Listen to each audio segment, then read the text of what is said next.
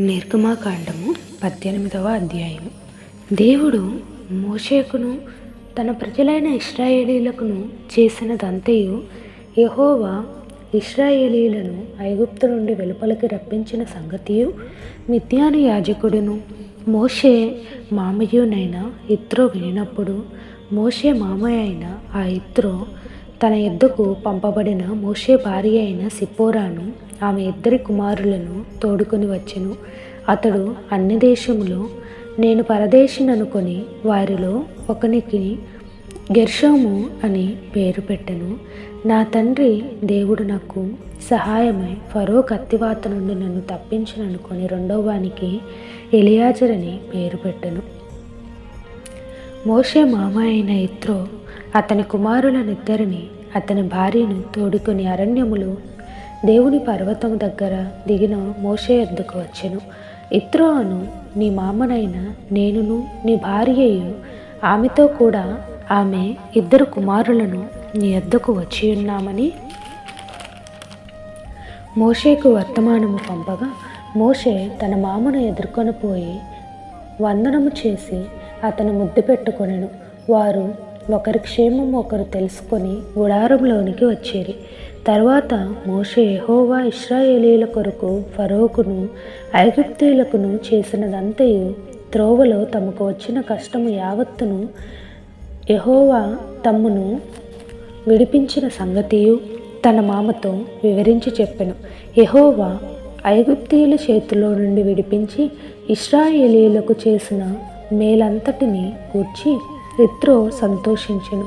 మరియు యిత్రో ఐగుప్తీయుల చేతిలో నుండి ఫరో చేతిలో నుండి మిమ్మును విడిపించి ఐగుప్తీయుల చేతి క్రింద నుండి ఈ ప్రజలను విడిపించిన యెహోవా స్తుతింపబడునుగాక.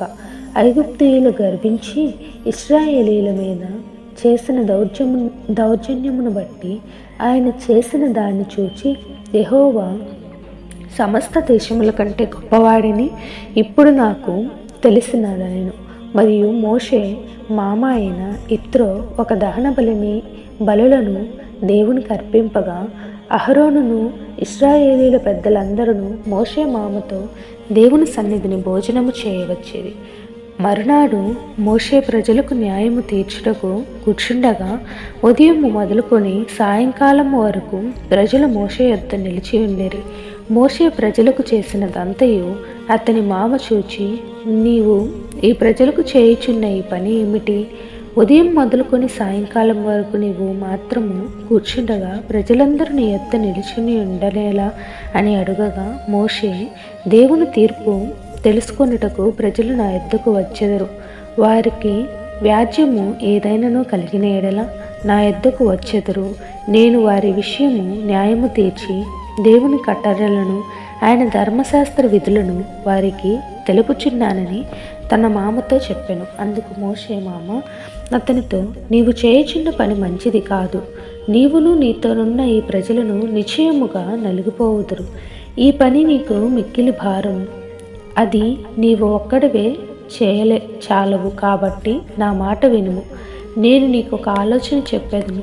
దేవుడు నీకు తోడైయుండును.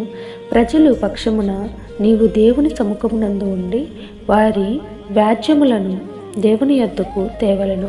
నీవు వారికి ఆయన కట్టడలను ధర్మశాస్త్రము విధులను బోధించి, వారు నడవవలసిన త్రోవను వారు చేయవలసిన కార్యములను వారికి తెలుపవలెను. మరియు నీవు ప్రజలందరితో సామర్థ్యము, దైవభక్తి, సత్యశక్తి కలిగి లంచగొండలు కాని మనుషులను ఏర్పరచుకొని 1000 మందికి ఒకనిగాను, 100 మందికి ఒకనిగాను, 50 మందికి ఒకనిగాను, 10 మందికి ఒకనిగాను వారి మీద న్యాయాధిపతులను నియమింపవలెను. వారు ఎల్లప్పుడూ ప్రజలకు న్యాయము తీర్చవలెను. అయితే గొప్ప వ్యాజ్యములన్నిటినీ నీ యొద్దకు తేవలను. ప్రతి అల్ప విషయములను వారే తీర్చవచ్చును. అట్లు వారు నీతో కూడా ఈ భారమును మోసిన ఎడల నీకు సులువుగా ఉండును. దేవుడు ఇలాగు చేయుటకు నీకు సెలవిచ్చిన ఎడల నీవు ఈ పని చేయుచు దాని భారమును సహింపగలవు. మరియు ఈ ప్రజలందరూ తమ తమ చోట్లకు సమాధానముగా వెళ్ళుదురని చెప్పెను. మోషే తన మామ మాట విని అతడు చెప్పినదంతయు చేసెను. ఇశ్రాయేలీలందరిలో సామర్థ్యము గల మనుషులను ఏర్పరచుకొని 1000 మందికి ఒకనిగాను, 100 మందికి ఒకనిగాను, 70 మందికి ఒకనిగాను, 10 మందికి ఒకనిగాను న్యాయాధిపతులను ఏర్పాటు చేసి వారికి ప్రజల మీద ప్రధానులుగా నియమించెను. వారెల్లప్పుడూ ప్రజలకు న్యాయము తీర్చువారు. వారు కఠిన వ్యాజ్యములను మోషే యొద్దకు తెచ్చుచు స్వల్ప వ్యాజ్యములను తామే తీర్చుచూ వచ్చిరి. తరువాత మోషే తన మామను పంపివేయగా అతడు తన స్వదేశమునకు వెళ్ళెను.